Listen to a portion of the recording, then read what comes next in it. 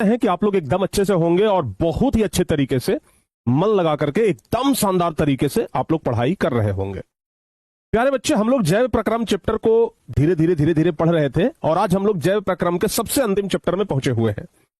आज हम लोग उत्सर्जन चैप्टर पढ़ने जा रहे हैं और आज यह चैप्टर शायद समाप्त भी हो जाए, क्योंकि बहुत बड़ा चैप्टर नहीं है। बाकी हम देखते हैं, पढ़ाना शुरू करते हैं और देखते हैं कि आज समाप्त होता है या नहीं होता है।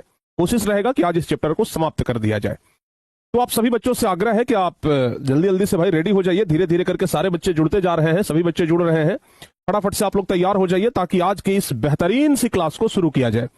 और चूंकि आज उत्सर्जन चैप्टर अपना खत्म हो रहा है, तो अगला क्लास जो होगा उसमें जैव प्रक्रम चैप्टर, श्वसन चैप्टर, परिवहन चैप्टर और उत्सर्जन चैप्टर, ये चारों चैप्टर का हम सामूहिक मेगा टेस्ट लेंगे। तो प्यारे बच्चे, अगले क्लास में आप लोग टेस्ट के लिए तैयार रहिएगा।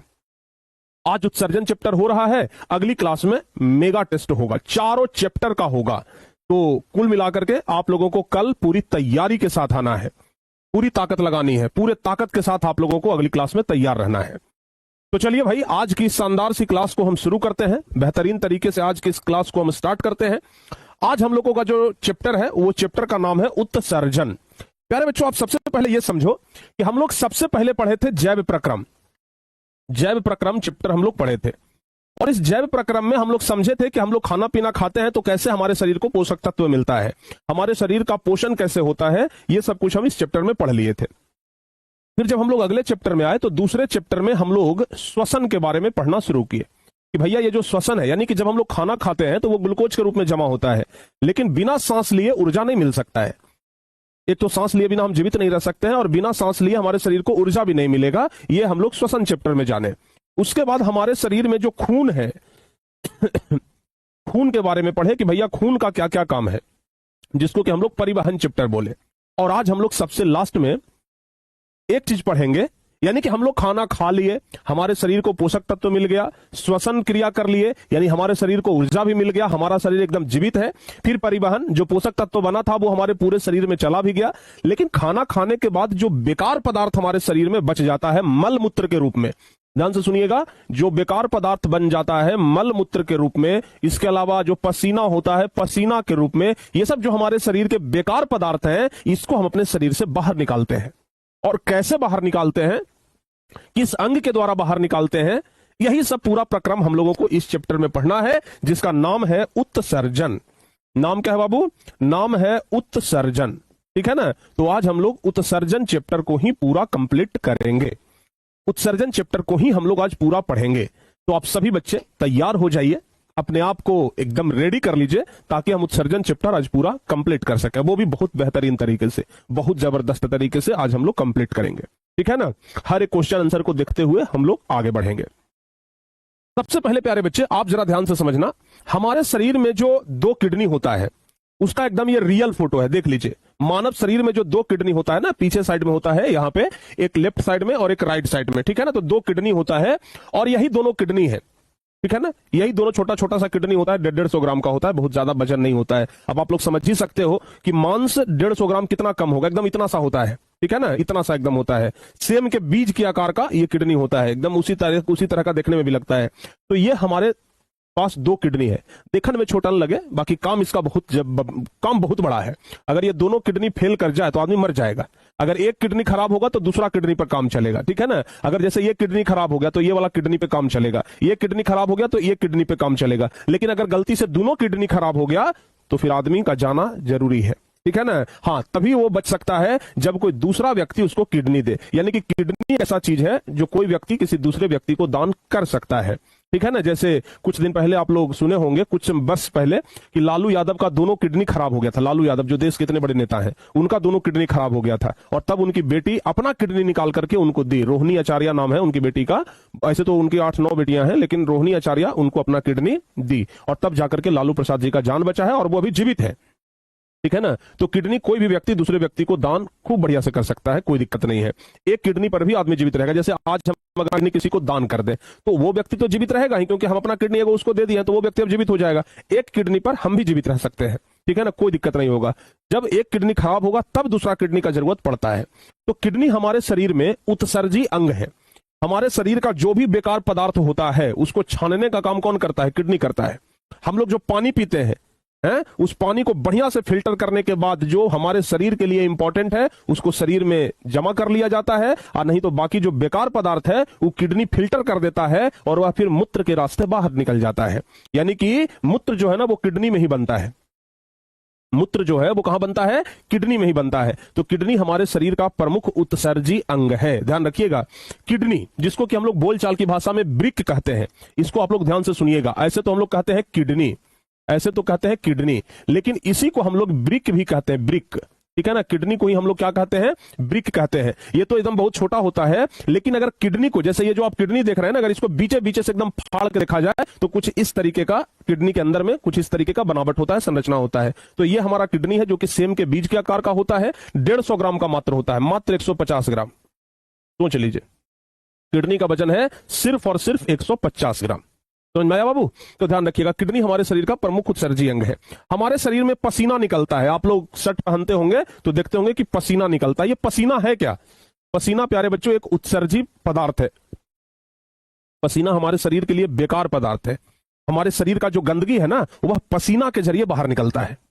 समझ में आया? हमारे शरीर का जो गंदगी है वह गंदगी ही पसीना के जरिए बाहर निकलता है। तो पसीना भी हमारे शरीर में एक गंदगी है। इसके अलावा मल मूत्र की बात करें, जैसे अगर जीव जंतु का ही बात कर लें, सिर्फ आदमी का मल मूत्र ही नहीं बल्कि कोई भी जीव जंतु का मल मूत्र, चाहे गाय भैंस ऊंट किसी का भी मल मूत्र है ना, आप लोग उपला बनाते हुए देखे होंगे, जिसको बोलते हैं, ये जानवरों के मल से बनता है, गोबर से बनता है। ठीक है ना, तो ये सब क्या है? ये सब बेकार पदार्थ ही है जिसको सुखा करके जलावन के उपयोग में ले आते हैं हम लोग। तो ये सब बेकार पदार्थ, यहां तक कि अच्छा आपको ऐसा अगर लग रहा है कि सिर्फ आदमियों में ही उत्सर्जी पदार्थ होते हैं तो आप गलत सोच रहे हैं। बेकार पदार्थ सिर्फ हमारे शरीर के अंदर नहीं बनता है, पेड़ पौधों में भी बेकार पदार्थ बनता है जिसे पेड़ पौधे समय समय पे बाहर निकालते हैं। तो बाबू देख लो, किसी किसी पेड़ में आप लोग देखे होंगे कि गोंद के जैसा ये निकलता है।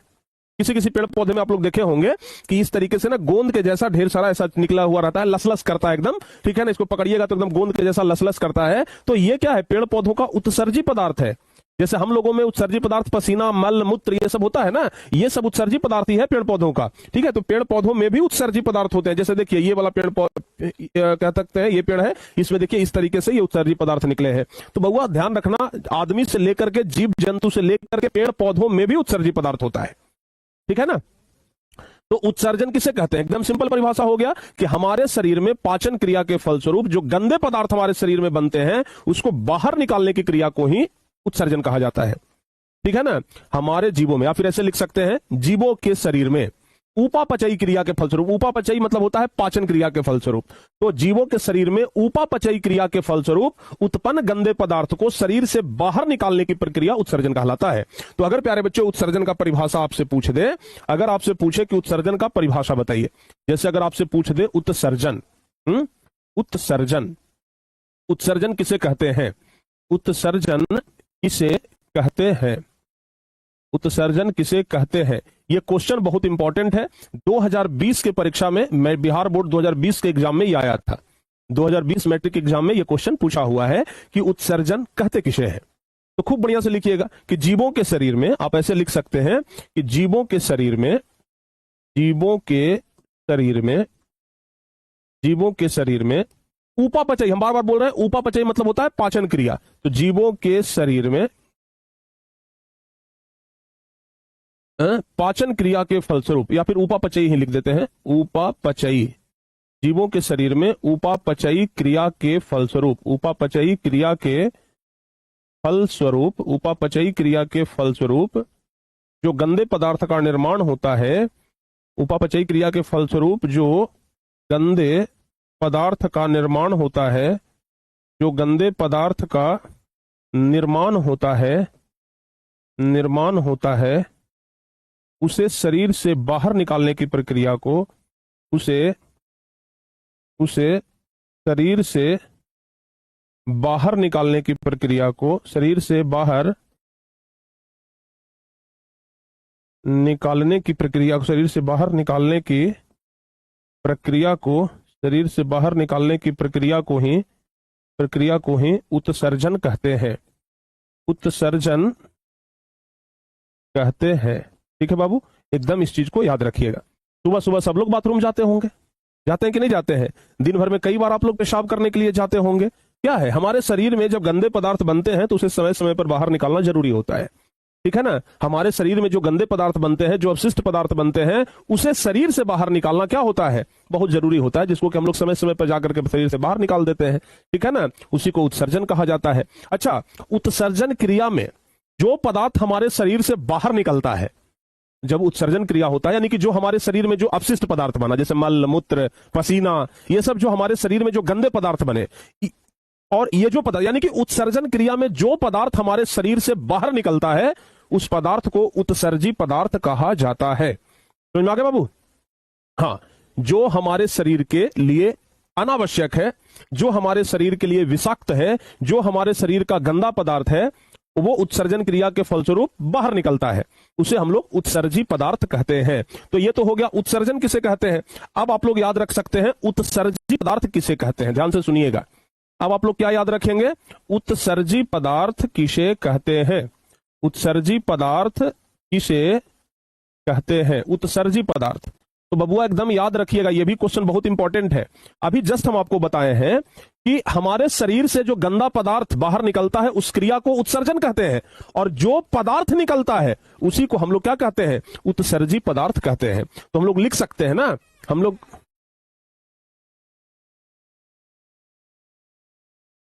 तो प्यारे बच्चों ये चीजें ना आप लोग याद रखिएगा, ठीक है, समझ में आया। अच्छा हाँ, एक चीज और आपको हम उत्सर्जी पदार्थ हम आपको अभी पहले बता देते हैं, उसके बाद थोड़ा सा आपसे हम कुछ चीजें डिस्कस करेंगे।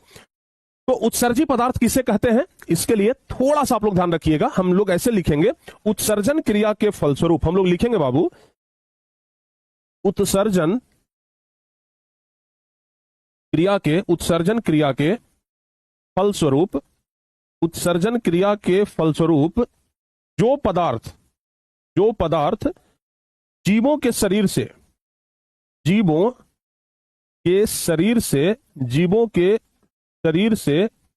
बाहर निकलता है, जीवों के शरीर से बाहर निकलता है, जो शरीर के लिए अनावश्यक एवं विषाक्त होते हैं। विषाक्त मतलब विषैले, ठीक है ना। अनावश्यक एवं विषाक्त होते हैं, उसे ही उत्सर्जी पदार्थ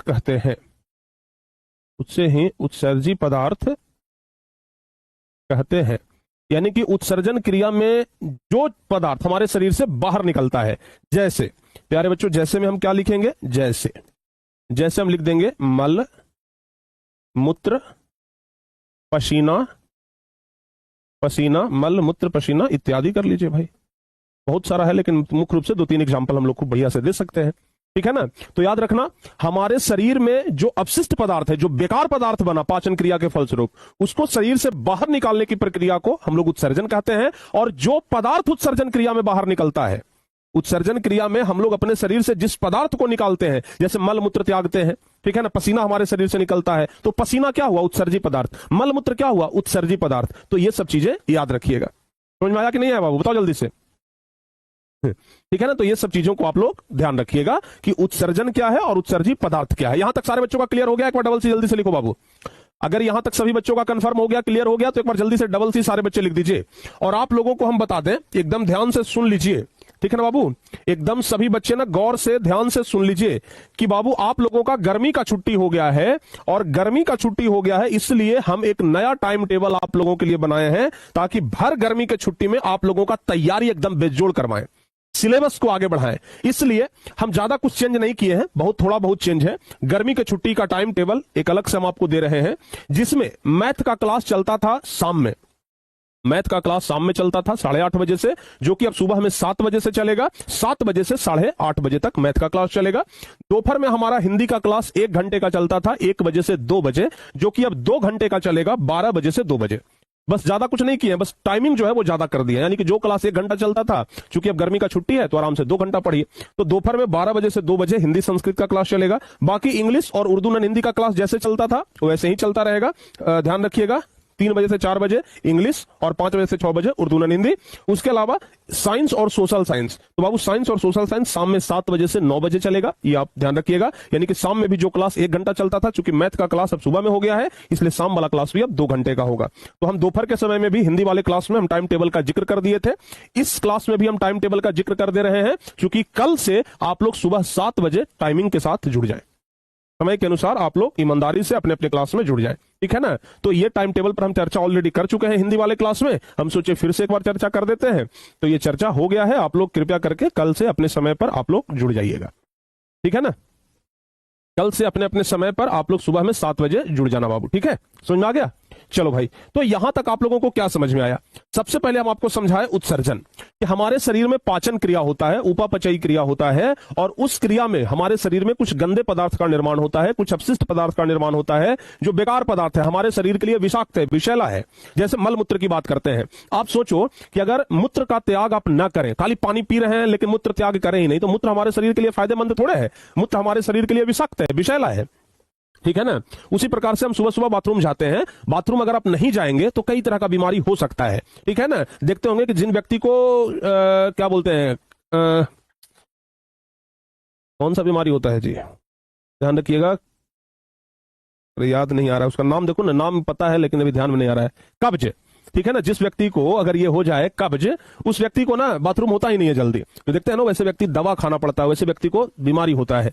तो कब्जियत हमारे शरीर के लिए बहुत खराब चीज है, ठीक है ना। तो कुल मिलाकर के मल मूत्र जो है उसको त्यागना बहुत जरूरी है। गांव में लोग कहते होंगे कि शरीर से पसीना निकलना अच्छी बात है, क्योंकि शरीर से जब पसीना निकलता है तो हमारे शरीर में जो गंदे पदार्थ है वो हमारे से पसीने के साथ बाहर निकलते हैं। तो ये सब ना हमारे शरीर के लिए बहुत जरूरी चीजें हैं, ध्यान रखिएगा। तो उत्सर्जन यानी कि गंदे पदार्थ को शरीर से बाहर निकालना, और जो पदार्थ शरीर से बाहर निकलता है उस पदार्थ को हम उत्सर्जी पदार्थ कहते हैं, ठीक है ना, ध्यान रखना बाबू। टाइम टेबल में किसी का कोई प्रॉब्लम नहीं है, कुछ बच्चों के साथ प्रॉब्लम है, कुछ बच्चे कहते हैं कि सर सुबह वाला क्लास इतना बजे से कर दीजिए, शाम वाला इतना बजे से कर दीजिए।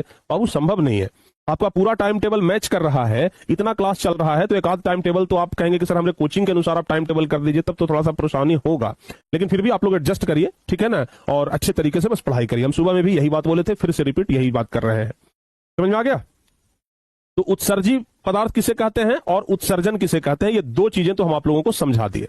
अब बात करते हैं उत्सर्जी अंग किसे कहते हैं। प्यारे बच्चों, जिस अंग के द्वारा उत्सर्जी पदार्थ को शरीर से बाहर निकाला जाता है उस अंग को हम लोग उत्सर्जी अंग कहते हैं। एकदम सिंपल परिभाषा, याद रखिएगा, ठीक है ना। जिस अंग के द्वारा उत्सर्जी पदार्थ को शरीर से बाहर निकाला जाता है उस अंग को उत्सर्जी अंग कहते हैं। तो अगला नंबर हमारा क्वेश्चन क्या आ जाएगा, उत्सर्जी अंग किसे कहते हैं। अगला नंबर हमारा प्रश्न आएगा कि उत्सर्जी अंग किसे कहते हैं, उत्सर्जी अंग किसे कहते हैं, उत्सर्जी अंग किसे कहते हैं, याद रखिएगा। तो हम लोग इसका परिभाषा बड़ा सिंपल तरीके से लिख सकते हैं। क्या लिखेंगे बाबू, लिखेंगे कि जिस अंग के द्वारा शरीर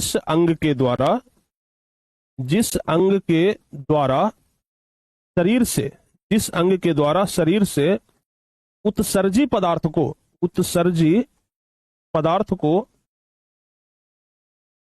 बाहर निकाला जाता है, उत्सर्जी पदार्थ को बाहर निकाला जाता है, जिस अंग के द्वारा शरीर से उत्सर्जी पदार्थ को बाहर निकाला जाता है उस अंग को ही उत्सर्जी अंग कहते हैं, उस अंग को ही उत्सर्जी अंग कहते हैं, उस अंग को ही क्या कहते हैं, उत्सर्जी अंग कहते हैं। जैसे सब लोगों को पता है कि हमारे शरीर में उत्सर्जी पदार्थ को बाहर निकालने के लिए एक विशेष प्रकार की संरचना है जिसको हम उत्सर्जी अंग कहते हैं, ठीक है, ये बात याद रखिएगा, ठीक है ना। चाहे मल त्यागने के लिए चाहे मूत्र त्यागने के लिए हमारे शरीर में अलग अलग अंग बने हुए हैं, ठीक है ना। और वो अंग जो है वो मतलब कह सकते हैं कि जो नर है उसमें अलग होता है और जो मादा है उसमें अलग होता है, ठीक है ना, याद रखिएगा, जिसके बारे में हम जनन चैप्टर में खास करके बहुत ही विस्तार से इसके बारे में पढ़ेंगे। अच्छा, एक बात और याद रखना, यहां पर उत्सर्जी अंग का हम बात कर रहे हैं, तो जिस अंग के द्वारा शरीर से उत्सर्जी पदार्थ को बाहर निकाला जाता है उसे हम क्या कहते हैं, उत्सर्जी अंग कहते हैं। लेकिन साथ ही साथ यह भी याद रखना, उत्सर्जी अंग केवल बहुकोशिकीय जीवों में पाया जाता है। जैसे हम आप जीव जंतु, गाय भैंस ऊंट बकरी जो बहुकोशिकीय जीव है, उत्सर्जी अंग केवल उसमें पाया जाता है। लेकिन जो एक कोशिकीय जीव है, जिसको कि निम्न श्रेणी का जंतु कहा जाता है, जैसे अमीबा, यूग्लिना, ये सब जो हो गया एक कोशिकीय जीव, उसमें उत्सर्जन के लिए कोई विशेष अंग नहीं होता है। समझ में आ गया बाबू? हाँ, समझ में आ गया ना? याद रखिएगा। तो हम साथ साथ इसमें यह भी लिख देते हैं कि उत्सर्जी अंग केवल, हम यहां पर ना बाबू लिख दे रहे हैं ताकि आप लोग को याद रहे, हम लिख देते हैं कि उत्सर्जी अंग केवल बहुकोशिकीय जीवों में, उत्सर्जी अंग केवल बहुकोशिकीय जीवों में ही पाया जाता है। उत्सर्जी अंग केवल बहुकोशिकीय जीवों में ही पाया जाता है। ठीक है ना? अब लिखेंगे निम्न श्रेणी के जीव, निम्न श्रेणी के जीवों में, निम्न श्रेणी के जीवों में मतलब क्या हुआ? एक कोशिकीय जीवों में, एक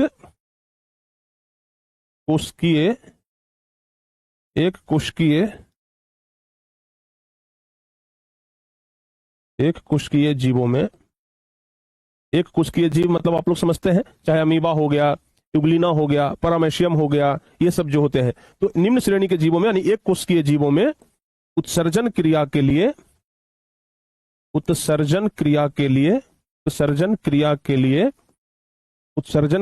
लिए कोई विशेष अंग नहीं होता है, कोई विशेष अंग नहीं होता है। ध्यान रखिएगा, ऐसे जीव अपने शरीर के सतह से ही, अच्छा आप लोगों को याद होगा कि जब हम अमीबा के बारे में पढ़ा रहे थे, अमीबा में पोषण, याद करिए, जब इसके पहले वाले चैप्टर में हम पढ़ा रहे थे अमीबा में पोषण, तो वहां पर हम आपको बताए थे कि अमीबा में भोजन करने के लिए और उत्सर्जन करने के लिए कोई अलग अंग नहीं होता है। अमीबा अपने पूरे शरीर के किसी भी अंग से भोजन ग्रहण कर सकता है और पूरे शरीर के किसी भी अंग से बाथरूम कर सकता है। समझ में आ गया ना? यानी कि उत्सर्जन क्रिया कर सकता है। समझ में आ गया बाबू? तो ऐसे जीव अपने शरीर के सतही स्तर से, सतह से विसरण के द्वारा, लिखेंगे ऐसे जीव अपने शरीर के सतह से ही विसरण क्रिया के द्वारा,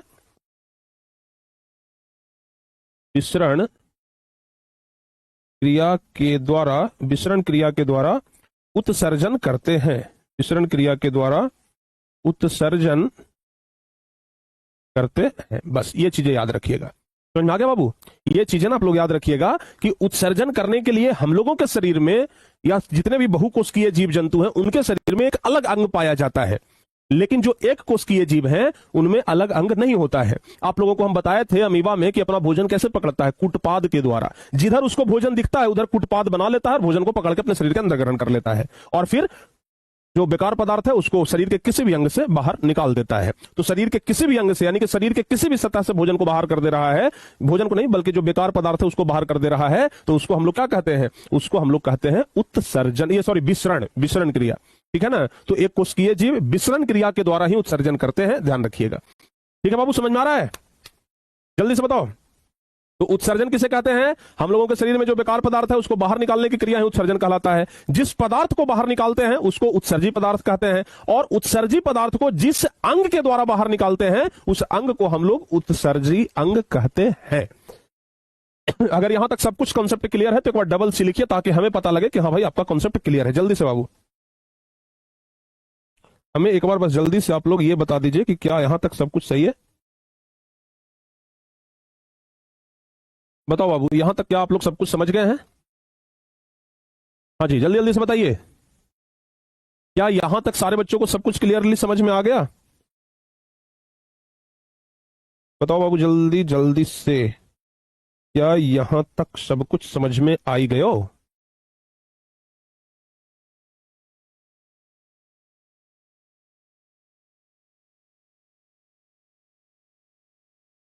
चलिए बहुत बढ़िया, सारे बच्चों का कॉन्सेप्ट क्लियर है। अब बात करते हैं कि आखिर हमारे शरीर में उत्सर्जी अंग कौन कौन है। ठीक है ना? हमारे शरीर में उत्सर्जी अंग कौन कौन है, अब इसका नाम बताते हैं कि आखिर हमारे शरीर के मुख्य उत्सर्जी अंग कौन कौन है। अब आप लोगों से नहीं पूछेंगे, नहीं तो आप लोग हम जानते हैं कि कुछ कुछ बता दीजिएगा, ठीक है ना। अब हम बताते हैं, बस उतना ही सुनिए। मानव शरीर के प्रमुख उत्सर्जी अंगों के नाम लिखने के लिए कई बार परीक्षा में आ जाता है कि मानव शरीर के प्रमुख उत्सर्जी अंग का नाम लिखें। तो देखो बाबू, मानव शरीर में जो सबसे बड़ा उत्सर्जी अंग है वो तो त्वचा है, स्किन। हमारे त्वचा में सब जगह पर छोटे छोटे महीन महीन छिद्र है जिससे कि पसीना बाहर निकलता है। ठीक है बाबू, समझ में आ गया?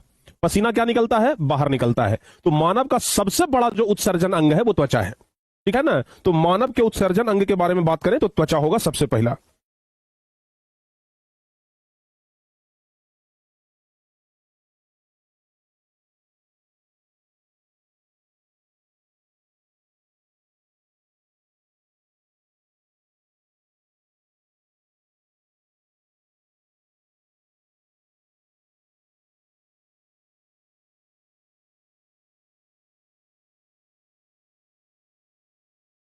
तो चलिए अगला टॉपिक हम लोग का है मानव के प्रमुख उत्सर्जी अंग।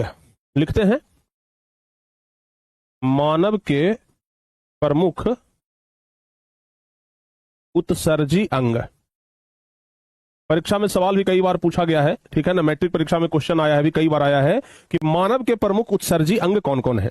कई बार यह क्वेश्चन आया है कि मानव के प्रमुख उत्सर्जी अंग कौन कौन है। तो सबसे पहला होगा त्वचा। त्वचा ध्यान रखना, सबसे बड़ा उत्सर्जी अंग है बाबू ये, ठीक है ना। सबसे बड़ा उत्सर्जी अंग हम लोग लिख भी लेंगे, सबसे बड़ा उत्सर्जी अंग। क्या लिखेंगे?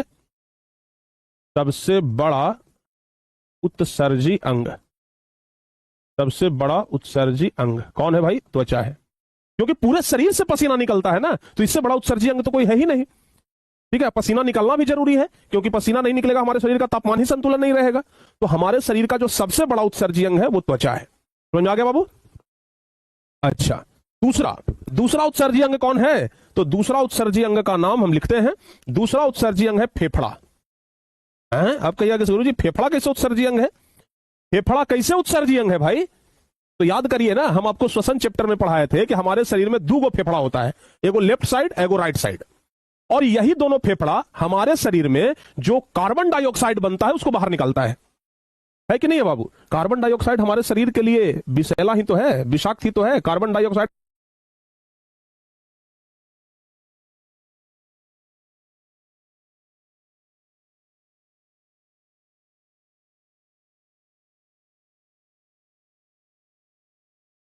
हमारे शरीर के लिए बेकार पदार्थ ही तो है। ऑक्सीजन हमारे शरीर के लिए बढ़िया है, कार्बन डाइऑक्साइड बढ़िया नहीं है। तो फेफड़ा क्या करता है? उस कार्बन डाइऑक्साइड को बाहर निकालता है।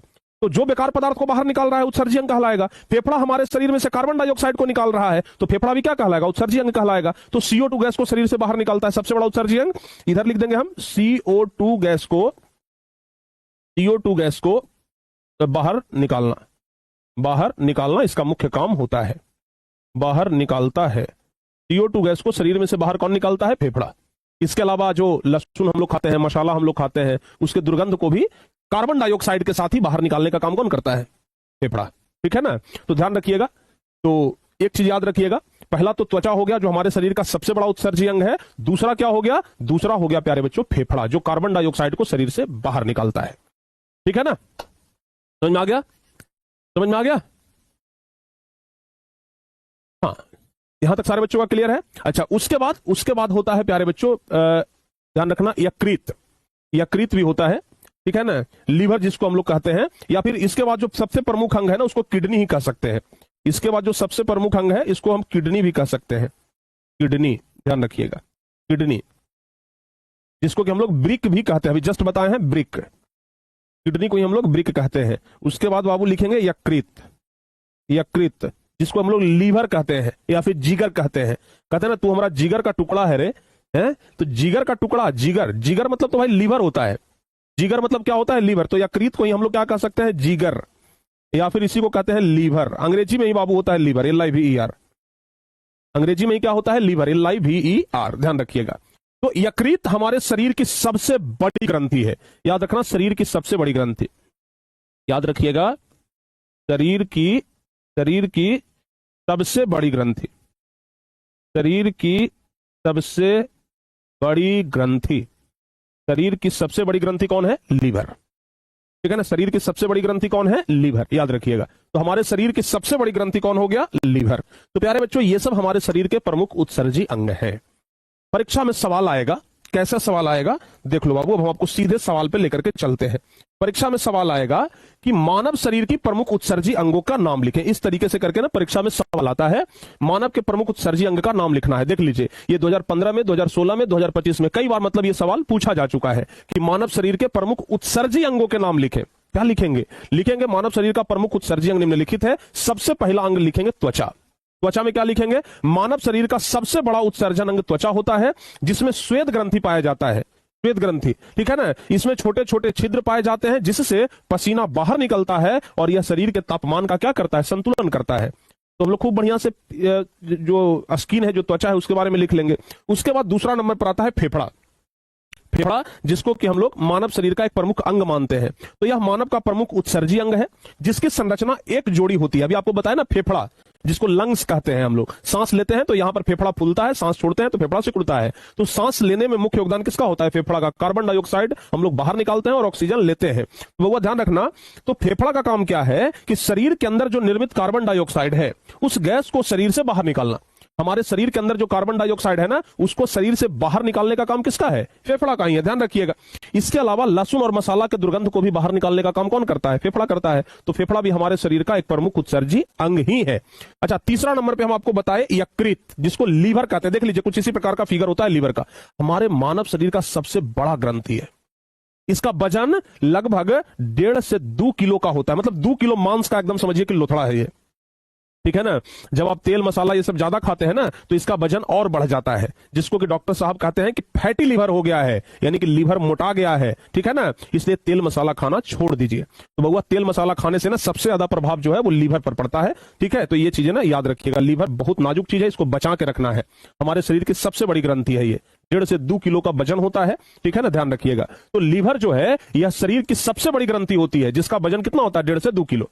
कई बार ऑब्जेक्टिव क्वेश्चन में पूछा भी जाता है, मानव शरीर की सबसे बड़ी ग्रंथि कौन है? तो मानव शरीर की सबसे बड़ी ग्रंथि का नाम लीवर है, ध्यान रखिएगा। लीवर को ही हम लोग जिगर कहते हैं। मम्मी बड़ी प्यार से कहती है कि बेटा तू हमारे जिगर के टुकड़ा है।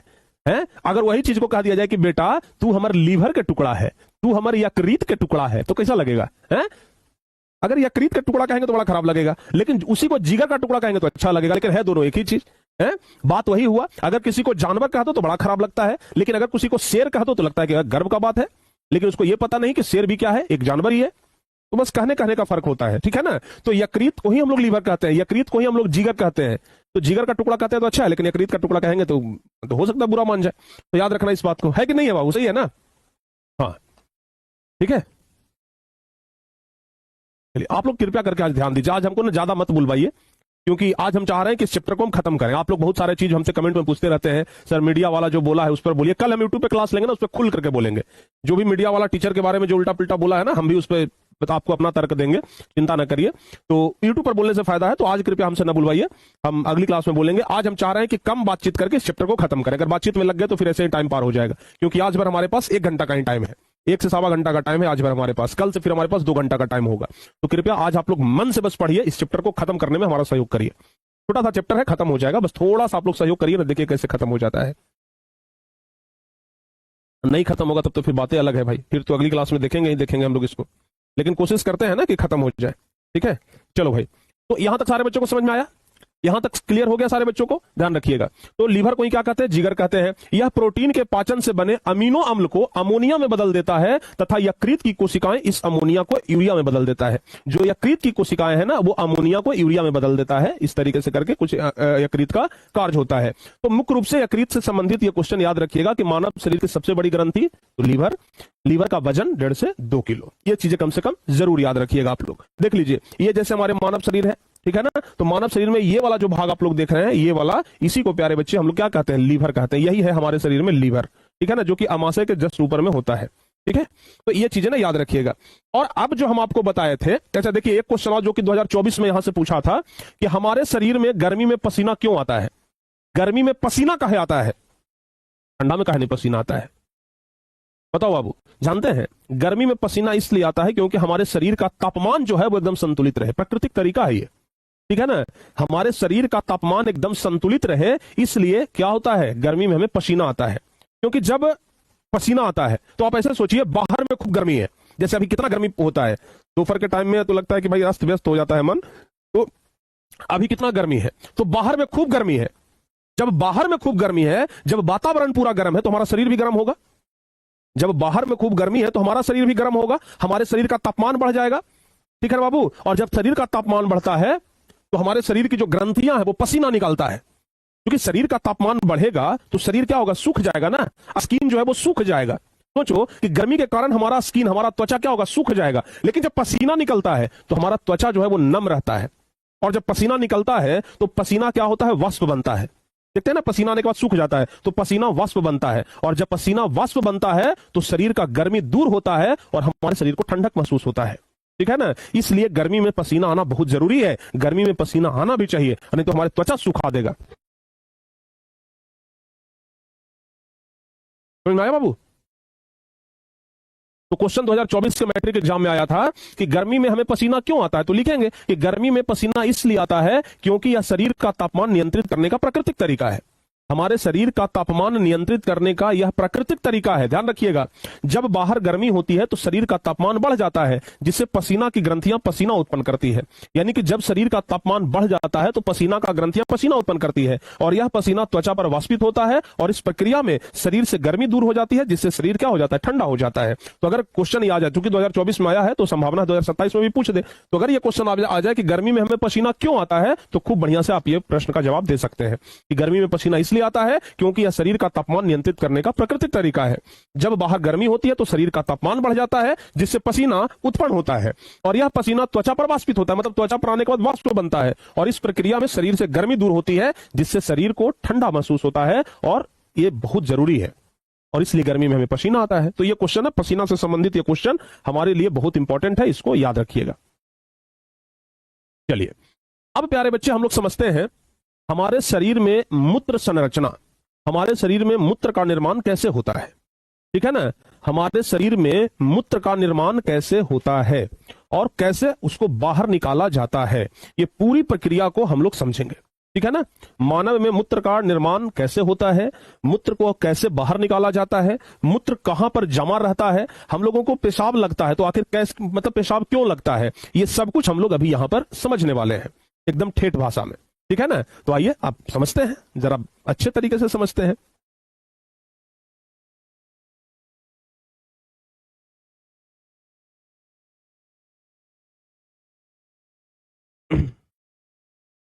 ठीक है बाबू, देखिए सबसे पहला चीज तो ये, अभी जस्ट हम आपको कुछ देर पहले बताए हैं कि मूत्र का निर्माण शरीर के किस अंग में होता है, जल्दी से बताओ तो आप लोग। मूत्र का निर्माण शरीर के किस अंग में होता है, कोई बच्चे बताइए। मूत्र का निर्माण शरीर के किस अंग में होता है, जल्दी से बताओ बाबू।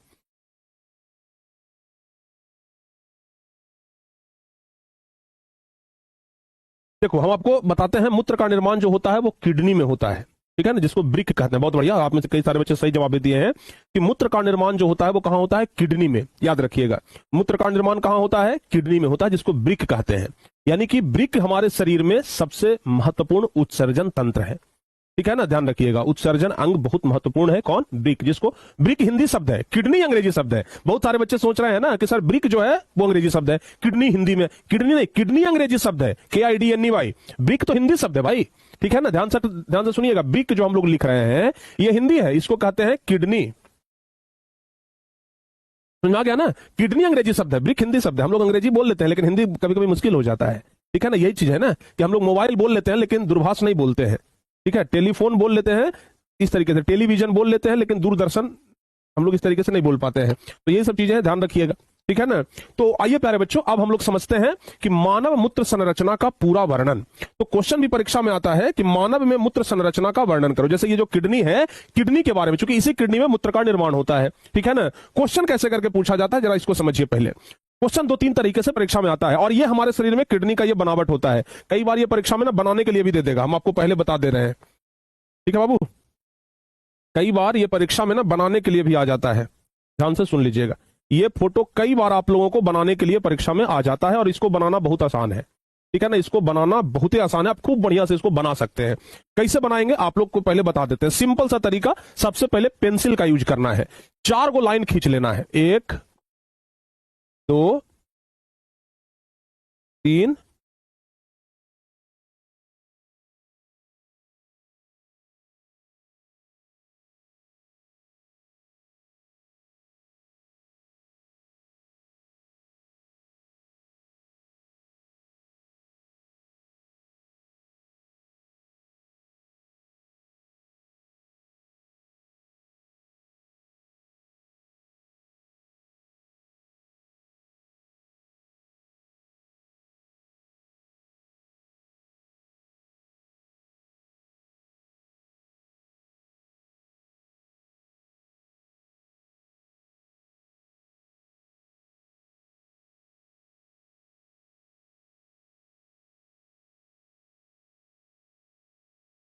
4, चारों लाइन में ना थोड़ा सा ज्यादा बड़ा खींच लिए, थोड़ा सा छोटा ही खींचते हैं, ज्यादा बढ़िया होगा।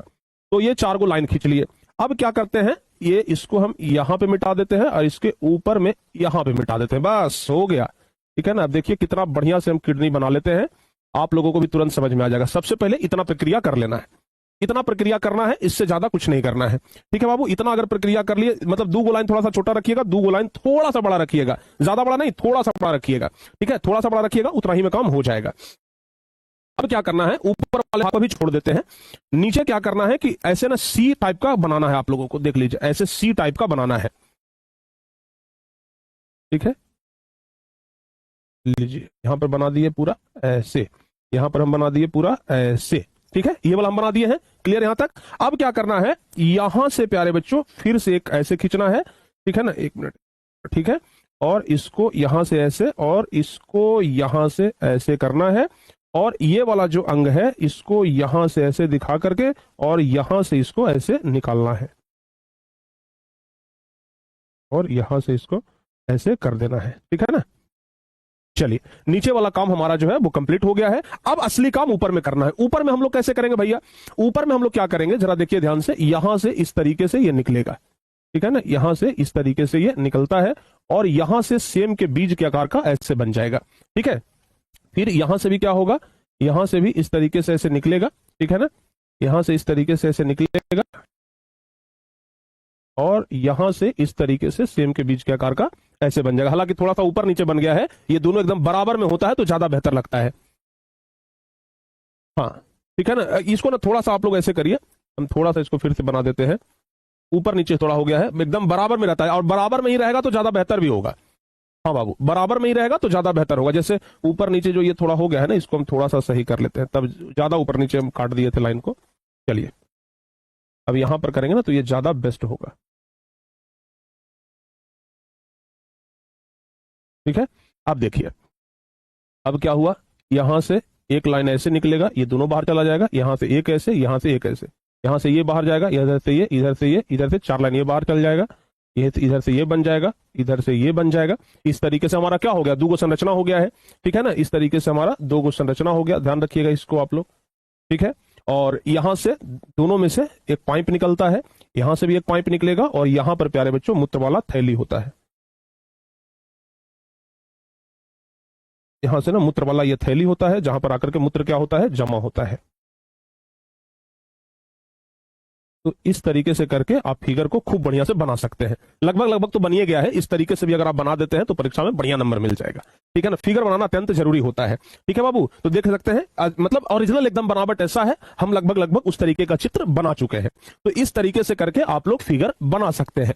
ये प्यारे बच्चों किस चीज का फिगर हो गया, मानव उत्सर्जन तंत्र, या फिर लिख सकते हैं मानव मूत्र संरचना, मानव उत्सर्जन तंत्र, मानव उत्सर्जन तंत्र, या फिर इसी को कहते हैं मानव मूत्र संरचना, मानव मूत्र संरचना, याद रखिएगा, इसी को कहेंगे मानव मूत्र संरचना। क्लियर हुआ। तो कुल मिलाकर के प्यारे बच्चे हमें इसी के बारे में पढ़ना है। क्वेश्चन कैसे आएगा अभी जस्ट बताए हैं, क्वेश्चन कुछ इस तरीके से आएगा कि मानव मूत्र संरचना का सचित्र वर्णन करें। ठीक है ना, या फिर क्वेश्चन आएगा कि वृक्क का नामांकित चित्र बना करके वर्णन करें, जैसे कि 2025 में आया भी था। और या फिर क्वेश्चन आएगा कि मानव उत्सर्जन तंत्र का सचित्र वर्णन करें। ये 2-3 तरीके से क्वेश्चन पूछा जाता है, किसी भी तरीके से आप बना सकते हैं। तो आइए समझते हैं कैसे बनेगा। लिखेंगे कि मानव का प्रमुख उत्सर्जन अंग वृक्क होता है, जिसकी संरचना प्रमुख अंगों से संपन्न होती है। सबसे पहले वृक्क के बारे में लिखेंगे। क्या लिखेंगे वृक्क के बारे में? कि यह मानव का प्रमुख उत्सर्जी अंग होता है, जिसकी संख्या एक जोड़ी होती है। हमारे शरीर में एक जोड़ा प्यारे बच्चों क्या होता है? वृक्क होता है। जैसा कि आप लोग देख रहे हैं, 2 वृक्क है, एक रहता है लेफ्ट साइड में, एक रहता है राइट साइड में, और ये वृक्क पीछे होता है बाबू, यहां पर, ठीक है ना, कमर के पास होता है पीछे में, यहीं पर ना ये किडनी होता है। तो ये देख सकते हैं आप लोग कि एक वृक्क हमारे दाहिने साइड में और एक वृक्क हमारे बाएं साइड में, 2 वृक्क होता है, यानी कि 2 किडनी होता है। और जो हर एक किडनी है, प्रत्येक किडनी मतलब एक किडनी, इसका वजन 150 ग्राम। आपको हम सबसे शुरुआत में ही बताया आज की क्लास में कि एक किडनी का वजन कितना होता है? 150 ग्राम। दोनों किडनी को मिला दिया जाए तब जाकर के वजन होगा कितना? दिल के बराबर। दिल का वजन 300 ग्राम होता है ना। तो यानी कि 2 किडनी मिलाकर के वजन बराबर होगा एक हृदय का, यानी कि हृदय से भी कम वजन किडनी का होता है, बहुत थोड़ा सा होता है, इतना छोटा सा होता है, ठीक है ना, ध्यान रखिएगा। यह कमर के ठीक ऊपर मेरुदंड के अगल बगल भाग में स्थित होता है, यानी कमर के ऊपर रीढ़ की हड्डी के अगल बगल में स्थित होता है। वृक्क के बाहरी भाग को कार्टेक्स कहा जाता है, यानी कि वृक्क का ये जो बाहरी वाला भाग है, जैसे ये जो बाहरी वाला भाग आप लोग देख रहे हैं, तो ये जो बाहरी भाग है ना, इसी को हम लोग क्या कहते हैं? इधर से ये और इधर से ये, इसको हम लोग क्या कहेंगे? कार्टेक्स। यानी कि वृक्क का जो बाहरी हिस्सा है उसको कार्टेक्स कहा जाता है, जिसका आकार अवतल होता है। अवतल मतलब होता है धंसा हुआ। तो आप लोग देख सकते हैं कि इसका आकार क्या है बाबू? धंसा हुआ है। अवतल दर्पण आप लोग ऐसे ही ना बनाते थे, इस तरीके से अवतल दर्पण आप लोग बनाते थे, तो अवतल दर्पण के आकार का ही बाहरी भाग इसका होता है।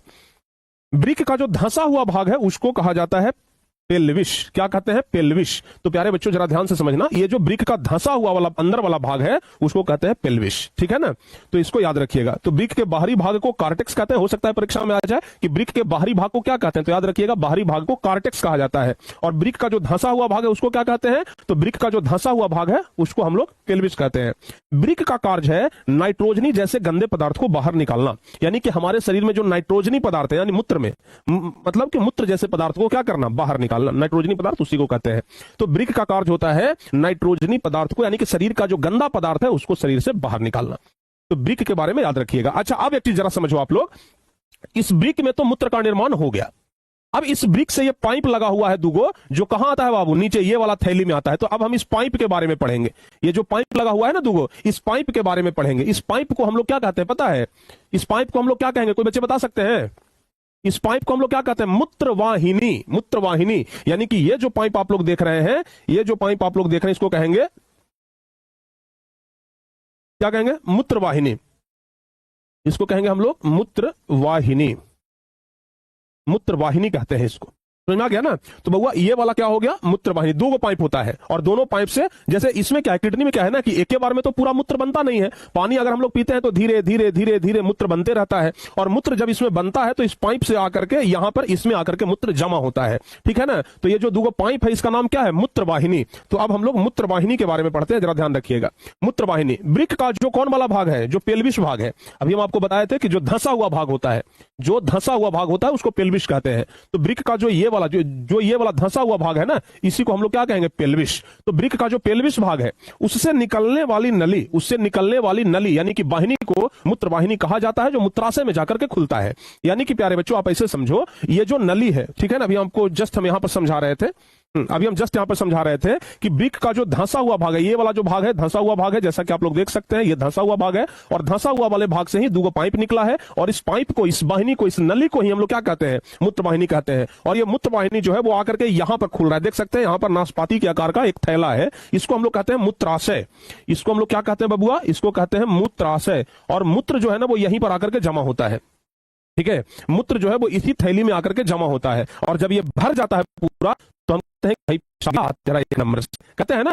तो ये वाला जो भाग है ना, ये मूत्राशय होता है प्यारे बच्चों। तो हम मूत्राशय के बारे में जानेंगे कि शरीर के जो पिछला भाग होता है, शरीर का जो पिछला भाग है हमारा, पिछले भाग में नाशपाती के जैसा थैली नुमा संरचना को ही क्या कहा जाता है? मूत्राशय कहा जाता है। और इसी में मूत्र संग्रह यानी जमा होता है।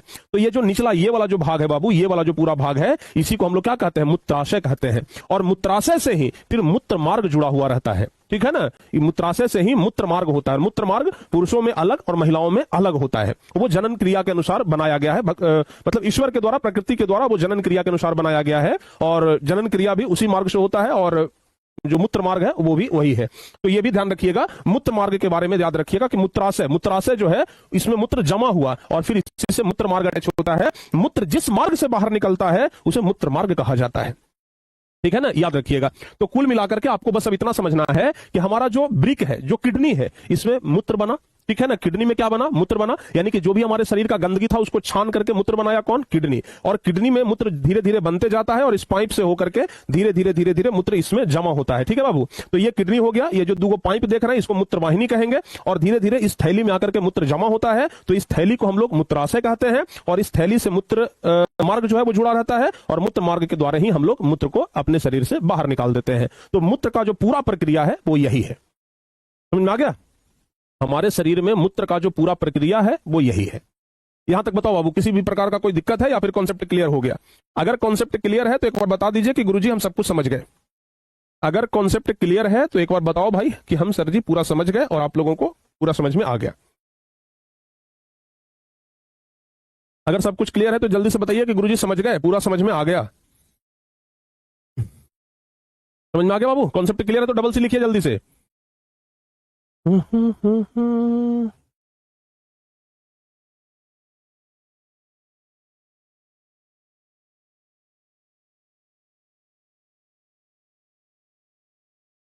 अच्छा, यहां तक सारे बच्चों को समझ में आ गया ना?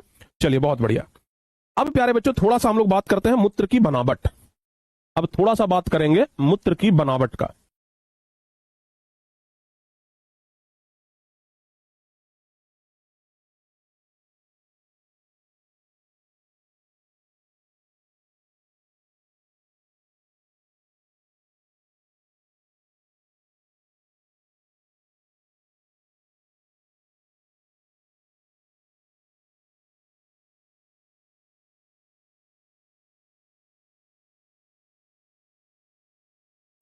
कि मूत्र का जो बनावट होता है उसमें कैसा होता है, यानी कि मूत्र जो हम लोग विसर्जित कर देते हैं, जिसको शरीर से निकाल देते हैं, उसमें होता क्या क्या है। तो प्यारे बच्चों समझना मूत्र में क्या क्या होता है।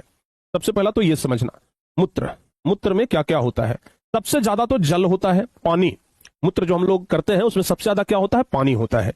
उसके बाद उसी मूत्र में यूरिया भी कुछ होता है, यूरिया का मात्रा भी मूत्र में होता है, और प्लस में सोडियम क्लोराइड यानी कि NaCl भी होता है। NaCl वो जो खाने वाला नमक होता है ना, नमक, वो नमक बाबू होता है जिसको हम लोग कहते हैं सोडियम क्लोराइड। इसको क्या कहते हैं, सोडियम क्लोराइड, ध्यान रखिएगा। तो मूत्र जो होता है वो कैसा होता है, मूत्र में सबसे ज्यादा जल होता है, उसमें यूरिया होता है। यूरिया जो होता है बाबू लगभग, ध्यान रखिएगा, 2% यूरिया होता है। यूरिया कितना होता है, लगभग 2% यूरिया होता है, याद रहेगा। हाँ बाबू ध्यान रखिएगा, लगभग 2% क्या होता है, यूरिया होता है, याद रहेगा ना। हाँ अच्छा, जल कितना होता है, 96% जल होता है। ठीक है, तो 2% यूरिया हो गया और 96% जल हो गया, प्लस 2% अन्य पदार्थ होता है। अन्य पदार्थ में जैसे कुछ NaCl हो गया, ये सब, ठीक है ना। NaCl का मतलब होता है सोडियम क्लोराइड। जो हम लोग नमक खाते हैं ना, नमक को ही हम लोग कहते हैं सोडियम क्लोराइड। तो जो मूत्र होता है, मूत्र में नमक का भी मात्रा होता है, ठीक है ना, इसलिए मूत्र जो है वो नमकीन होता है। ऐसे तो खैर हम ये नहीं कहते कि कोई गलती से, भाई माफ करना, ठीक है ना, हम ये नहीं कहते कोई उसका स्वाद चखे, लेकिन ये भी याद रखिएगा जो अंतरिक्ष यात्री होते हैं वो अपने मूत्र को फिल्टर करके पीते भी हैं, ठीक है ना। मूत्र जब खूब ज्यादा जोर से प्यास लगता है, रेगिस्तान में अगर कोई फंस जाता है, रेगिस्तान में अगर पानी नहीं मिलता है, तो आदमी जीवित रहने के लिए ना मूत्र को भी पीता है, ठीक है, ये भी याद रखिएगा।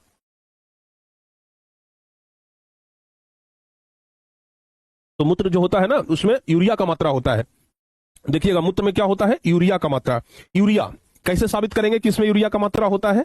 देखो बाबू कहीं पर ना घास है, घास पे अगर कोई व्यक्ति जाकर के अगर पेशाब करता है ना, कुछ दिनों के बाद देखिएगा वहां का घास पूरा जल जाता है, ठीक है ना। और सेम चीज आप यूरिया खाद आप ले लीजिए, आपके घर में खेतों में डालने के लिए यूरिया खाद आता होगा ना, एक ही जगह पर जाकर के आप 1 मुट्ठी यूरिया खाद डाल दीजिए, देखिएगा वहां का जो घास होगा वो जल जाएगा।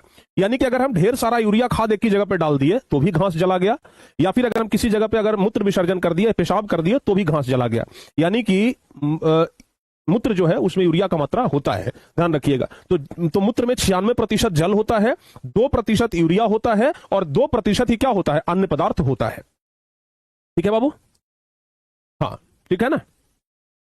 2 पदार्थ, अन्य पदार्थ में जैसे अन्य पदार्थ में सोडियम क्लोराइड हो गया, कुछ यूरिक अम्ल भी होता है। यूरिक अम्ल, मूत्र में ना यूरिक अम्ल भी होता है, ये भी आप लोग ध्यान रखिएगा। ऐसा कहा जाता है कि लगभग यूरिक अम्ल भी मूत्र में क्या होता है, ठीक है ना। हाँ अच्छा, सबसे महत्वपूर्ण चीज, मूत्र का रंग जो है वो कैसा होता है? पीला। ठीक है बाबू, तो मूत्र का रंग जो पीला होता है ना, उसमें एक रंजक होता है यूरोक्रोम। यूरोक्रोम के कारण ही तो हम लोग ये भी लिख लेंगे, मूत्र का रंग पीला, मूत्र का रंग पीला, पीला यूरोक्रोम के कारण होता है। रंजक लिख लेते हैं, पीला, मूत्र का रंग पीला, रंजक यूरोक्रोम के कारण होता है। यूरोक्रोम, यूरोक्रोम के कारण, यूरोक्रोम के कारण होता है। मूत्र का जो पीला रंग होता है ना, वो यूरोक्रोम के कारण ही होता है। इसको आप लोग याद रखिएगा जरूर से जरूर। मूत्र का रंग पीला किसके कारण होता है? यूरोक्रोम के कारण। ठीक है, तो मूत्र के बारे में ये सब चीजें ना आप लोग याद रखिएगा। हाँ बाबू, यहां तक क्लियर हो गया? तो मूत्र का बनावट कैसा होता है आप लोग को समझ में आया? मूत्र का बनावट कैसा होता है आप लोगों को समझ में आया? मूत्र का बनावट, मूत्र में जल होता है लगभग 96%, यूरिया होता है लगभग 2%। आपसे सवाल भी पूछा जाएगा कि मूत्र में यूरिया की मात्रा कितना होता है, तो 2%, और 2% बाकी अन्य पदार्थ भी होते हैं, याद रखिएगा इस बात को। मूत्र का रंग हल्का पीला होता है, और पीला क्यों होता है? तो मूत्र में यूरोक्रोम होता है, यूरोक्रोम के कारण ही मूत्र का रंग पीला होता है, यह भी याद रखिएगा। यूरोक्रोम के कारण ही मूत्र का रंग कैसा होता है? पीला होता है। समझ में आ गया? बताओ बाबू, यहां तक सारे बच्चों का क्लियर है? यहां तक सभी बच्चों का क्लियर हो गया? यहां तक सारे बच्चों का क्लियर? चलो बहुत बढ़िया, बहुत बढ़िया। कितना और बच गया, एक बार देख लेने तो पहले हमको।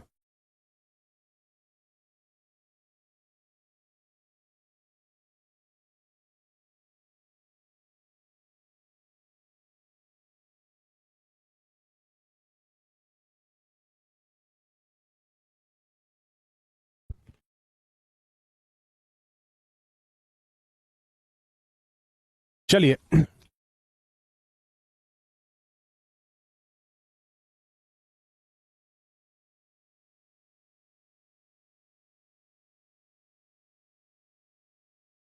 देखो बाबू, अब हम लोग को पढ़ना है डायलिसिस मशीन के बारे में। 10-15 मिनट और लगेगा, ये चैप्टर खत्म हो जाएगा, बस आप लोग जल्दी जल्दी से देख लीजिए, ठीक है ना? तो डायलिसिस मशीन क्या होता है, आइए इसके बारे में थोड़ा सा समझ लेते हैं। अगर किसी भी कारण से किडनी खराब हो गया, किसी भी कारण से अगर किडनी खराब हो जाए, जैसे किडनी में चोट लग गया, किडनी क्षतिग्रस्त हो गया, ठीक है ना, हाई ब्लड प्रेशर के कारण भी कभी कभी किडनी खराब हो जाता है, चिनिया रोग के कारण भी कभी कभी दिक्कत होता है, तो किसी भी कारण से अगर किडनी खराब हो गया, वैसी स्थिति में तो आदमी का मृत्यु हो जाएगा। अगर किडनी खराब हो गया, ठीक है ना, तो वैसी स्थिति में तो आदमी का मृत्यु हो जाएगा। हो जाएगा कि नहीं हो जाएगा बाबू, बताओ? है? तो जब आदमी का किडनी खराब हो जाता है, तो आदमी को एक मशीन के सहारे जीवित रखा जाता है। उस मशीन का ही नाम है डायलिसिस मशीन। जो काम हमारे शरीर में 150 ग्राम का किडनी कर देता है, वो काम इतना बड़ा मशीन करता है। ठीक है ना? सोच लो, जो काम हमारे शरीर में इतना छोटा सा किडनी करता है, वही काम इतना बड़ा मशीन करता है, जिसको डायलिसिस मशीन कहते हैं। समझ में आया? आप प्रेमानंद जी महाराज का नाम तो सब लोग सुने होंगे, हैं? आए दिन वो चर्चा में रहते हैं। प्रेमानंद जी महाराज का दोनों किडनी कहा जाता है कि खराब है, और वो डायलिसिस पर ही जिंदा है। ठीक है ना? क्योंकि होता क्या है कि जब किडनी खराब हो गया, तो हमारे शरीर में विषाक्त पदार्थ बनेगा, हमारे शरीर में विषैला पदार्थ बनेगा। जब किडनी खराब हो गया ना, तो हमारे शरीर में जहरीला, आप सोचो, हमारे शरीर में किडनी क्या कर रहा था? फिल्टर कर रहा था, किसी चीज को फिल्टर कर रहा था। किडनी ही खराब हो गया, तो हमारे शरीर में विषैला पदार्थ का मात्रा तो बढ़ जाएगा। तो जब हमारे शरीर में विषैला पदार्थ का मात्रा बढ़ेगा, तो उसको शरीर से बाहर निकालना जरूरी है। नहीं तो अगर शरीर से बाहर नहीं निकालेंगे तो आदमी का मृत्यु हो जाएगा। तो हमारे शरीर में जो विषाक्त पदार्थ बना ना, उसको शरीर से बाहर निकालना बहुत जरूरी है। और बाहर निकालने के लिए एक मशीन का प्रयोग किया जाता है, उसी को हम लोग क्या कहते हैं? डायलिसिस मशीन कहते हैं। उसी को क्या कहते हैं? डायलिसिस मशीन कहते हैं। याद रखना बाबू, ठीक है ना? तो क्वेश्चन आता है कि डायलिसिस मशीन क्या है, तो लिख देंगे, अगर किसी व्यक्ति को चोट लग जाने के कारण, या संक्रमण, या मधुमेह, या उच्च रक्तचाप यानी हाई ब्लड प्रेशर के कारण किडनी अगर क्षतिग्रस्त हो जाती है और अपना कार्य करना बंद कर देता है, जिसके कारण शरीर के अंदर जहरीला पदार्थ की मात्रा बढ़ जाती है, जिससे रोगी की मृत्यु भी हो सकती है। यानी कि अगर हमारे शरीर में किडनी खराब हो जाएगा तो व्यक्ति का मृत्यु हो जाएगा। अतः हमारे शरीर में जो जहरीला पदार्थ बना, इसके निष्कासन के लिए, यानी कि इसको शरीर से बाहर निकालने के लिए जिस मशीन का प्रयोग किया जाता है, उसे ही क्या कहते हैं? डायलिसिस मशीन कहते हैं। समझ में आया ना? तो अगर आपसे पूछा जाए कि डायलिसिस मशीन क्या है, तो सिंपल बताइएगा, हमारे शरीर में किडनी के खराब हो जाने के बाद हमारे शरीर में जो विषाक्त पदार्थ है, हमारे शरीर में जो जहरीला पदार्थ है, उसको शरीर से बाहर निकालने के लिए जो मशीन लगता है, उस मशीन को ही हम लोग क्या कहते हैं? डायलिसिस मशीन कहते हैं। समझ में आया बाबू? इसको ध्यान रखिएगा। तो किडनी जो है वो बहुत जरूरी है। हमारे शरीर में जो किडनी है ना, वो बहुत ही ज्यादा जरूरी होता है। ठीक है, इसको आप लोग जरूर याद रखिएगा। किडनी हमारे शरीर में बहुत महत्वपूर्ण अंग है, इसको आप लोग जरूर याद रखना। समझ में आ गया? हमारे शरीर में जो किडनी है ना, वो बहुत महत्वपूर्ण अंग है, इसको आप लोग जरूर याद रखिएगा। समझ में आ गया बाबू? हाँ जी, समझ में आ गया ना? चलो, तो अब क्या करते हैं, क्योंकि आप लोगों का समय भी अब हो रहा है मैथ का, आज भर का तो ही आपके पास टाइम ही था, तो अब समय हो रहा है। अब सुन लीजिए हमारी बातों को, थोड़ा सा बस सुन लीजिए हमारी बातों को। प्यारे बच्चों, कल आप लोगों का टेस्ट होना है, कल टेस्ट होगा, कल टेस्ट होगा, ठीक है ना? तो जब कल टेस्ट होगा, तो पूरा टेस्ट खत्म करने के बाद लास्ट में 30 मिनट का टाइम निकाल करके, या 15-20 मिनट जो भी टाइम लगे उसको निकाल करके, हम कल टेस्ट के बाद आपका जो 1-2 पार्ट बच गया है, ठीक है ना, उसको हम खत्म करा देंगे। समझ में आ गया? बस 1-2 पार्ट जो बच गया है उसको हम बस क्या करेंगे, अगली क्लास में खत्म करा देंगे। क्लियर?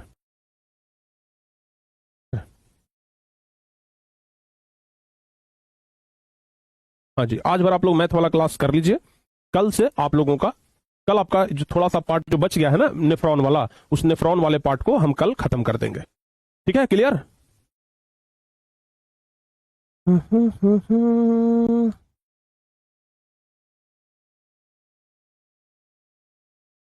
आज ही कर दें? अधिकांश बच्चे करेंगे सर आज ही कर दीजिए। चलो, तो आज ही कर देते हैं, देखते हैं भाई, कुछ समय निकालते हैं। चलो आज ही करते हैं, ठीक है ना? अब कल नहीं तो फिर आज ही कर देते हैं। चलो रहने दो, हटाओ, खत्म ही करते हैं। तो डायलिसिस मशीन आप लोग समझ गए ना बाबू? चलिए, अब एक लास्ट टॉपिक बचा है जिसका नाम है नेफ्रॉन। अब ये नेफ्रॉन है क्या बाबू? हमारे शरीर में जो किडनी है ना, ये किडनी नेफ्रॉन से ही बना है। हमारे शरीर में जो किडनी है, वो किडनी नेफ्रॉन से ही बना है। अब नेफ्रॉन बहुत छोटा होता है। कितना छोटा होता है सर? आइए समझाते हैं। नेफ्रॉन का आकार कुछ ऐसा होता है, जरा आप लोग ध्यान से देख लीजिए। नेफ्रॉन देखो बाबू, कुछ इस तरह का होता है, ठीक है ना? कुछ इस टाइप का संरचना होता है नेफ्रॉन का। अब आप ये सोचिए कि 150 ग्राम के किडनी में 10 लाख नेफ्रॉन होता है। सोच लो बाबू, 150 ग्राम के किडनी में 10 लाख नेफ्रॉन होता है, तो समझिए कि कितना छोटा छोटा होता होगा। यह संरचना ना जब माइक्रोस्कोप से देखते हैं तब इस प्रकार का संरचना दिखाई पड़ता है, और नहीं तो सोचो कि इतना सा 150 ग्राम के किडनी में 10 लाख नेफ्रॉन है, ये पता चलेगा? इसलिए चूंकि हमारा पूरा किडनी जो है वो नेफ्रॉन से ही बना हुआ है, इसलिए ब्रिक को नेफ्रॉन का कार्यात्मक इकाई कहा जाता है। ब्रिक की कार्यात्मक इकाई को नेफ्रॉन कहा जाता है, ध्यान रखिएगा। तो अगर नेफ्रॉन के बारे में पूछा जाए तो खूब बढ़िया से हम लोग कह सकते हैं बाबू, जरा ध्यान से सुनना। अगर आपसे पूछा जाए नेफ्रॉन के बारे में, ठीक है ना, अगर आपसे पूछा जाए नेफ्रॉन के बारे में, तो खूब बढ़िया से आप लोग नेफ्रॉन के बारे में ना बता सकते हैं। देखिए,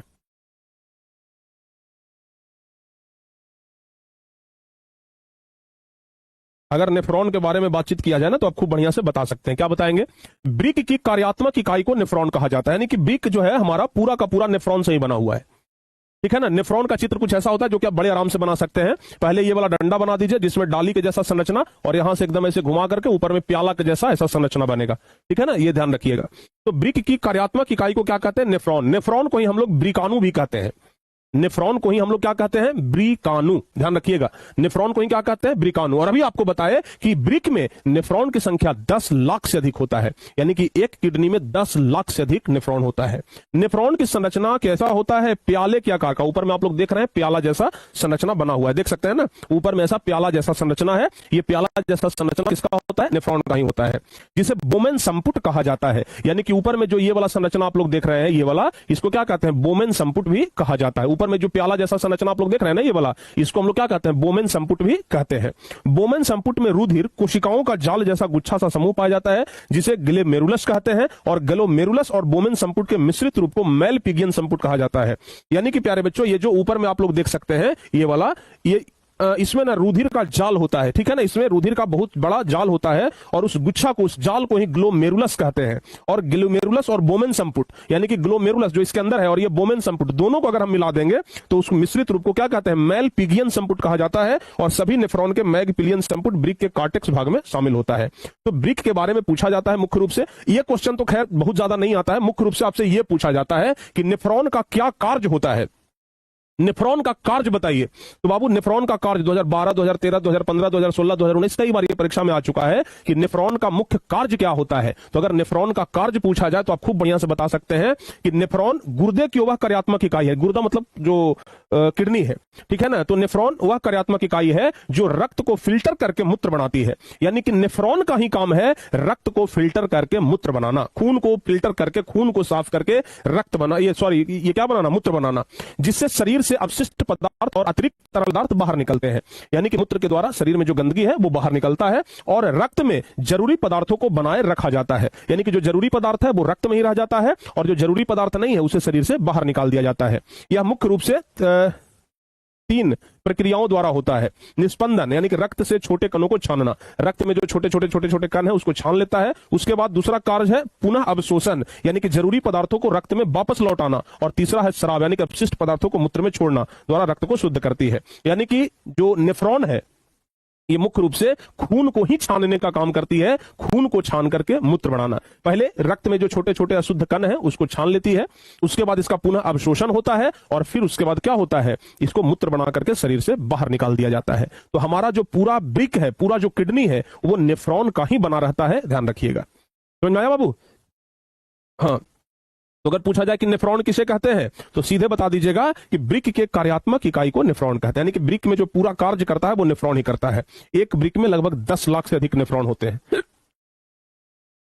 यहां तक सारे बच्चों को समझ में आ गया भाई? जल्दी से बताओ।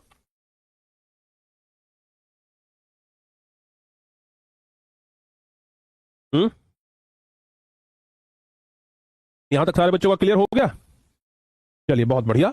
अब सबसे लास्ट टॉपिक एक बचा है पेड़ पौधों के बारे में, कि पेड़ पौधों के उत्सर्जी पदार्थ कौन कौन से हैं। ठीक है ना बाबू, ध्यान रखिएगा। तो पेड़ पौधों के बारे में बहुत ज्यादा हमें नहीं पढ़ना है, बहुत थोड़ा सा पढ़ना है, जो कि मुख्य रूप से ऑब्जेक्टिव में ही क्वेश्चन आते हैं, थोड़ा बहुत सब्जेक्टिव टाइप के क्वेश्चन बन सकते हैं। इसको हम लोग तुरंत देख लेते हैं। जंतुओं की तरह पौधों में भी उत्सर्जन के लिए कोई विशिष्ट अंग नहीं पाया जाता है जंतुओं की तुलना में। यानी कि जंतुओं में तो पेड़ पौधों, ये जंतुओं में तो उत्सर्जन के लिए अंग होते हैं, अलग से अंग बने होते हैं, लेकिन पेड़ पौधों में कोई अंग नहीं होता है। श्वसन क्रिया से निष्कासित कार्बन डाइऑक्साइड गैस एवं प्रकाश संश्लेषण से निष्कासित ऑक्सीजन गैस विसरण क्रिया द्वारा पत्तियों के रंध्रों एवं अन्य भागों से अवस्थित बात रंध्रों के द्वारा उत्सर्जित होता है। यानी कि पेड़ पौधे जब श्वसन क्रिया करती है, तो पेड़ पौधे जब श्वसन क्रिया करते हैं तो ऑक्सीजन गैस लेते हैं और कार्बन डाइऑक्साइड छोड़ते हैं, तो कार्बन डाइऑक्साइड भी रंध्रों के द्वारा बाहर निकल जाता है, स्टोमेटा के द्वारा बाहर निकल जाता है। प्रकाश संश्लेषण क्रिया में पेड़ पौधे कार्बन डाइऑक्साइड लेते हैं और ऑक्सीजन छोड़ते हैं, तो वो भी रंध्रों के द्वारा बाहर निकल जाते हैं। बाष्पोत्सर्जन से निकलने वाला जल मुख्यतः रंध्रों द्वारा तथा पौधों के अन्य भागों द्वारा निष्कासित होता है। पानी की अगर बात करें तो आपको बताया था ना कि पेड़ पौधों में जो पत्तियों के माध्यम से वाष्पोत्सर्जन होता है, तो वाष्पोत्सर्जन भी जब शरीर से बाहर निकल रहा है, पेड़ पौधे के शरीर से बाहर निकल रहा है, तो वो भी उत्सर्जन कहलाया। तो वाष्पोत्सर्जन भी रंध्रों के द्वारा हो जाता है। यानी कि पेड़ पौधों में गैसों का उत्सर्जन और वाष्पोत्सर्जन, ये दोनों प्यारे बच्चों रंध्रों के द्वारा हो जाता है, यानी कि स्टोमेटा के द्वारा हो जाता है। पौधे उत्सर्जी पदार्थों को अपनी पत्तियों एवं छाल में भी संचित करते हैं। पेड़ पौधों में जो उत्सर्जी पदार्थ है उसको वो पत्तियों में भी संचित करते हैं, यानी जमा करते हैं, और जो पेड़ पौधों का छाल होता है छाल में भी जमा करते हैं। पत्तियों के गिरने एवं छाल के बिलगाव से भी उत्सर्जी पदार्थ का निष्कासन होता है। आप अगर पत्तियों को तोड़ेंगे या पत्तियां जब पेड़ छोड़ करके गिर जाती है तो वह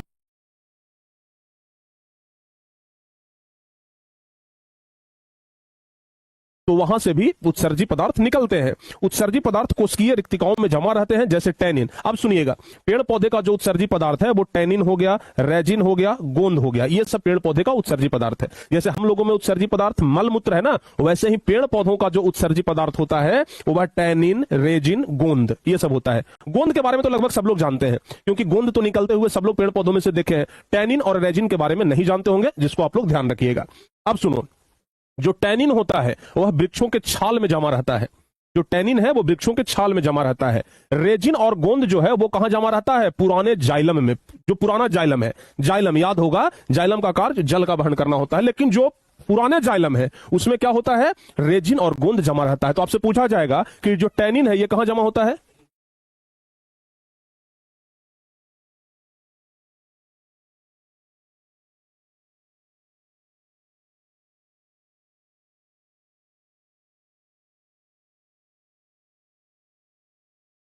ठीक है ना बाबू। तो जो टैनिन है वह वृक्षों के छाल में जमा रहता है।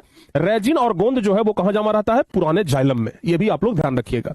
कुछ पौधों में उत्सर्जी पदार्थ गाढ़े दूधिया रूप में संचित रहता है, जिसे लेटेक्स कहा जाता है। अच्छा, कुछ कुछ पौधा ऐसा होता है जिसमें अगर आप छाल को छीलेंगे, चाहे पत्ती को तोड़ेंगे, तो देखते हैं कि दूध निकलता है। जैसे पीपर के पत्ते में भी, बरगद के पेड़ में आप लोग देखते होंगे कि अगर थोड़ा सा उसमें हल्का सा भी अगर चीरा लग जाए, कट लग जाए ना, तो उसमें से दूध निकलता है। वो जो दूध निकलता है ना, उसको लेटेक्स कहा जाता है। ये भी आप लोग ध्यान रखिएगा।